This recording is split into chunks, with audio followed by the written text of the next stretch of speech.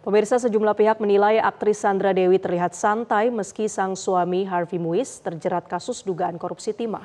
Hal itu terlihat ketika Sandra Dewi mendatangi Kejaksaan Agung untuk diperiksa sebagai saksi. Penyidik mendalami apakah Sandra Dewi ikut menikmati hasil korupsi suaminya itu.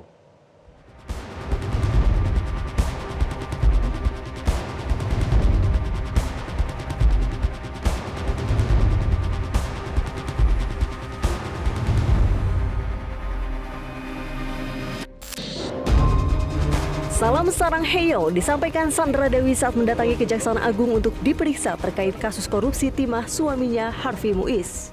Sandra terlihat tenang meski suaminya sudah ditetapkan sebagai tersangka dan ditahan oleh Kejagung.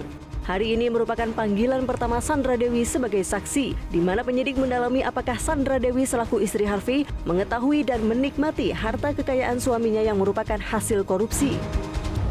Dalam rangka untuk meneliti terhadap beberapa rekening yang telah kita blokir tempo hari dalam rangka untuk memilah ya, mana yang diduga ada kaitannya dengan tindak pidana yang diduga dilakukan oleh saudara HM dan mana yang tidak terkait, sehingga diharapkan kita tidak melakukan tindakan kesalahan dalam penyitaan, dan hanya sekedar untuk memilah dan memilih saja ya.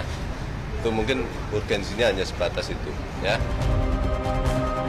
Sebelumnya, Kejaksaan Agung menyita 2 mobil mewah kado Harvey Muiz untuk sang istri Sandra Dewi sebab diduga terkait dengan kasus dugaan korupsi tata niaga komoditas timah wilayah izin usaha pertambangan PT Timah periode 2015-2022. Kedua mobil mewah Harvey disita Kejagung usai menggeledah rumah mewah Harvey di Pakubuwono, Jakarta Selatan hari Senin 1 April lalu. Harvey berperan sebagai perpanjangan tangan dari PT RBT kepada 6 perusahaan untuk kepentingan penambangan liar. Sebelumnya, Kejagung juga menetapkan Crazy Rich Pantai Indah Kapuk sekaligus selebgram Helena Lim sebagai tersangka pada Selasa malam pekan lalu. Baik Harvey maupun Helena Lim diduga berperan dalam penyaluran uang berkedok CSR dari perusahaan pelaku tambang liar. Dalam hal ini, Harvey menerima uang dari sejumlah perusahaan yang difasilitasi oleh Helena Lim. Kejagung mencatat kerugian ekologis akibat korupsi ini mencapai 271 triliun rupiah. Ini mencakup kerugian ekonomi lingkungan sebesar 74 triliun rupiah dan kerugian biaya pemulihan lingkungan 12,1 triliun rupiah.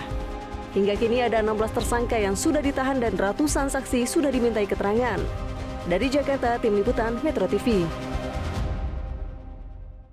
Jelajahi cara baru mendapatkan informasi. Download Metro TV Extend sekarang.